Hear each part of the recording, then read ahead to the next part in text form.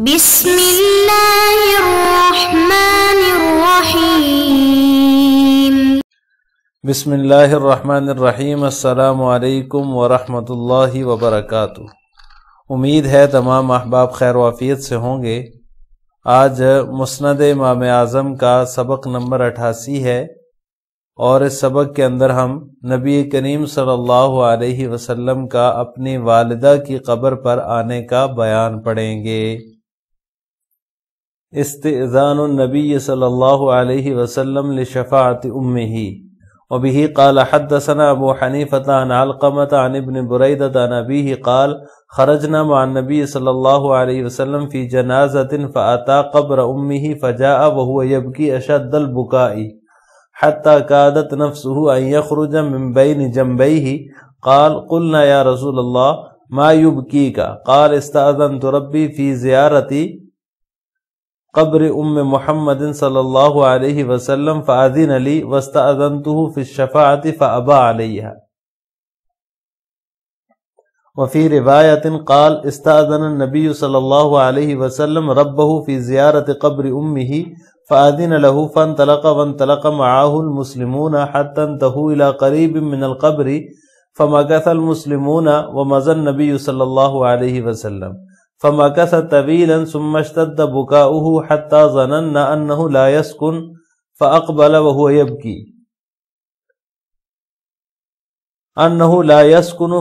وهو يبكي فقال له عمر رضي الله تعالى عنه ما ابكاك يا نبي الله بأبي انت وامي قال استأذنت ربي في زيارة قبر امي فأذن لي واستأذنته في الشفاعة فأبى فبكيت رحمة لها وبكى المسلمون رحمة للنبي صلی اللہ علیہ وسلم۔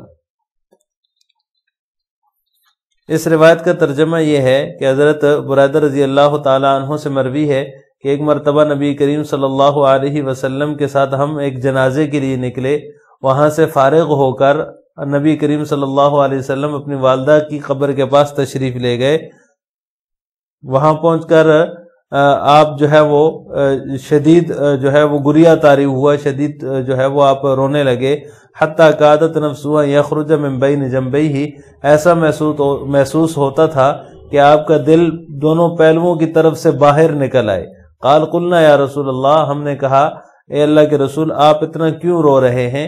فرمایا میں نے اپنے رب سے اپنی والدہ کی قبر پر جانے کی اجازت مانگی، فاذن علی تو مجھے اجازت اس نے دے دی، پھر میں نے اپنی والدہ کی سفارش کی اجازت مانگی لیکن اس نے انکار کر دیا۔ وفی روایت، اور ایک روایت میں ہے کہ آپ صلی اللہ علیہ وسلم نے اپنے رب سے اپنی والدہ کی قبر کی زیارت کی اجازت مانگی تو اس نے اجازت دے دی۔ فانطلق وانطلق معه المسلمون، آپ صلی اللہ علیہ وسلم بھی چلے اور آپ صلی اللہ علیہ وسلم کے ساتھ مسلمان بھی چلے، یہاں تک کہ قبر کے قریب پہنچ گئے تو مسلمان جو ہے وہاں ٹھہر گئے، اور نبی کریم صلی اللہ علیہ وسلم جو ہے وہ وہاں سے قبر کی طرف چلے۔ فمکث طویلا، وہاں بہت دیر تک ٹھہرے رہے، پھر بہت سخت روئے۔ حتی ظننا انہ لا یسکن، حتیٰ کہ ہم نے گمان کر لیا کہ آپ خاموش نہیں ہوں گے۔ پھر فاقبل وهو يبكي، روتے ہوئے تشریف لائے تو حضرت عمر رضی اللہ تعالیٰ عنہ نے عرض کیا ما ابکاک یا نبی اللہ، اے اللہ کے نبی میرے بے ابی انت و امی، میرے ماں باپ آپ پر قربان، آپ کو کس چیز نے رلایا ہے؟ قال استأذنت ربی فی زیارت قبر امی، فرمایا کہ میں نے اپنے رب سے اپنی والدہ کی قبر کی زیارت کی اجازت مانگی، فاذن علی تو اس نے اجازت دے دی، اور میں نے سفارش کی اجازت مانگی، فابا تو اس نے انکار کر دیا۔ مجھے ان پر شفقت کی وجہ سے رونا آ گیا۔ وبکى المسلمون رحمۃ للنبی صلی اللہ علیہ وسلم، اور مسلمان نبی کریم صلی اللہ علیہ وسلم پر شفقت کرتے ہوئے رو پڑے۔ عزیز طلبہ، اس روایت کے اندر آپ صلی اللہ علیہ وسلم کی والدہ کی قبر کی زیارت کا واقعہ ہے کہ آپ صلی اللہ علیہ وسلم نے اجازت مانگی تو آپ کو زیارت کی اجازت مل گئی، لیکن جب سفارش کی اجازت مانگی تو سفارش کی اجازت نہیں ملی، اللہ تعالیٰ نے انکار کر دیا۔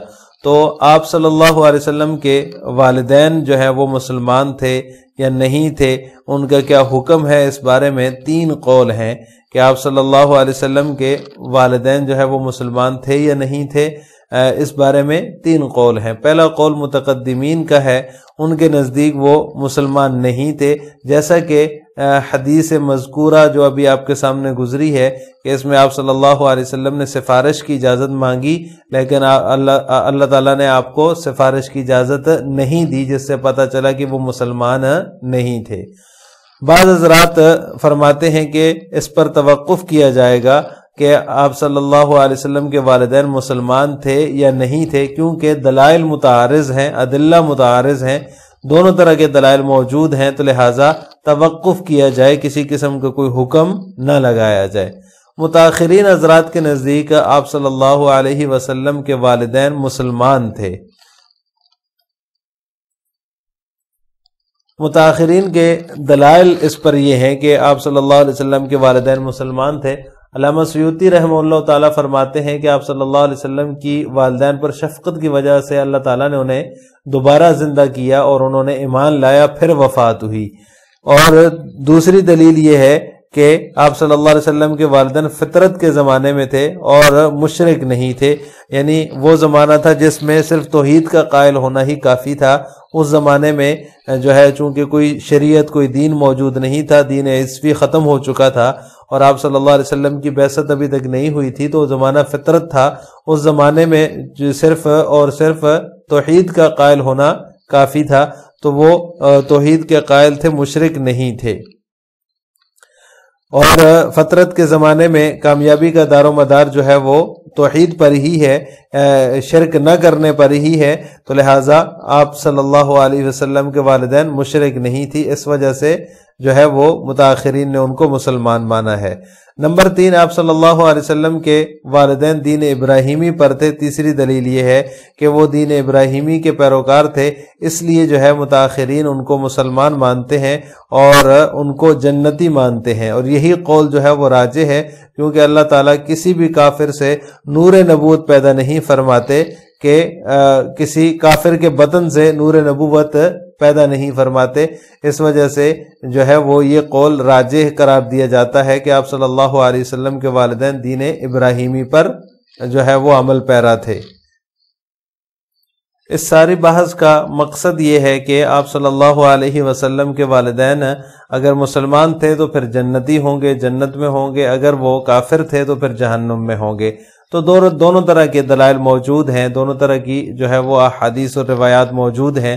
جیسا کہ ابھی یہ متن کی جو حدیث ہے اس میں یہ ہے کہ آپ صلی اللہ علیہ وسلم نے جب سفارش کی اجازت مانگی تو اللہ تعالیٰ نے سفارش کی اجازت نہیں دی۔ اسی طرح ایک روایت میں آتا ہے کہ ایک صحابی نے اپنے والد کے متعلق پوچھا تو آپ صلی اللہ علیہ وسلم نے فرمایا کہ میرا اور تیرا باپ دونوں جہنم میں ہیں۔ تو اس طرح کی روایات مختلف موجود ہیں، اور اس طرح کی روایت بھی ہے کہ آپ صلی اللہ علیہ وسلم کے والدین کو جو ہے وہ وفات کے بعد دوبارہ زندہ کیا گیا، جیسے کہ علامہ سیوطی رحمہ اللہ تعالیٰ فرماتے ہیں انہوں نے جو ہے وہ ایمان لایا، پھر ان کے بعد ان کی وفات ہوئی ہے۔ تو اس طرح کی روایات بھی موجود ہیں۔ ویسے یہ ہے کہ یہ آپ صلی اللہ علیہ وسلم کے والدین ہیں، صحیح بات یہی ہے کہ اس سلسلے میں توقف کیا جائے، کسی قسم کی جو ہے وہ لب کشائی نہ کی جائے، خاموشی اختیار کی جائے،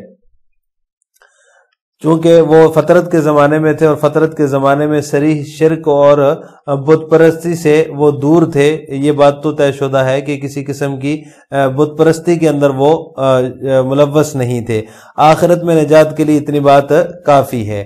باقی وہ مسلمان تھے یا کافر تھے، وہ جنت میں ہیں یا جہنم میں ہیں، اس حوالے سے کسی قسم کی لب کشائی نہیں کرنی چاہیے۔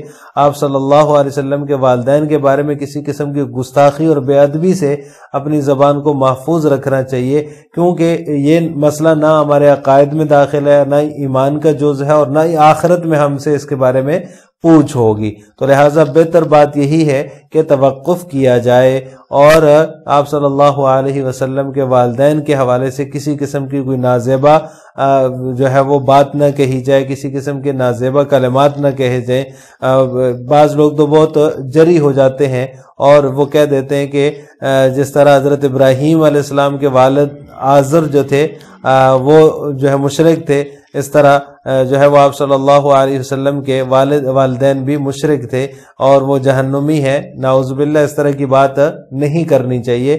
حضرت ابراہیم علیہ السلام کے والد جو آتا ہے ان کا نام آزر تھا، لیکن وہ بھی بعض روایات میں آتا ہے کہ ان کے والد نہیں تھے بلکہ چچا تھے۔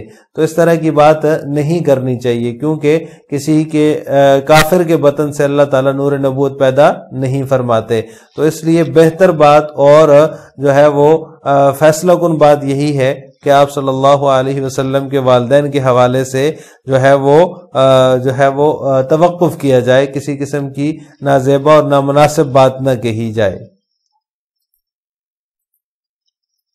لہٰذا آج کے سبق کا خلاصہ یہ ہوا کہ ہم نے آپ صلی اللہ علیہ وسلم کا والدہ کی قبر پر آنے کا بیان اور آپ صلی اللہ علیہ وسلم کے والدین کے مسلمان ہونے کے حوالے سے تفصیل پڑھی ہے۔